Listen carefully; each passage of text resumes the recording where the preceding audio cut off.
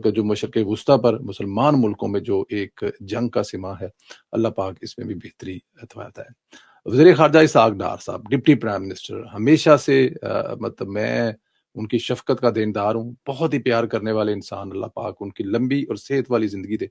पाकिस्तान के लिए उनकी जो खिदमात हैं, उसको कभी नहीं जुटलाया जा सकता, किसी भी फ़ेस पर। आज जो उन्होंने सेनेट में पॉलिसी बयान दिया है, उसने दिल जीत लिया है, जिस तरह से उन्होंने आज सेनेट में खुलकर एक-एक चीज़ बताई है। वज़ीर ख़ारजा इसहाक़ डार का कहना है कि ईरान एटमी हथियार ना बनाने पर मुत्फ़िक हो गया था। जोहरी मुज़ाकरात में मुस्बत पेशरफ्त के बावजूद ईरान पर हमला किया गया। ईरान पर हमला हुआ तो पाकिस्तान ने खुलकर इसकी मज़म्मत की। सेनेट इजलास में इज़हार ख़्याल करते हुए वज़ीर ख़ारजा सेनेटर इसहाक़ डार ने अमरीका और रियासत इसराइल की जानिब से ईरान पर हमले और ईरान के मुख्तलिफ ममालिक पर जवाबी हमलों के बाद पैदा होने वाली सूरत-ए-हाल पर सेनेट में जो है वो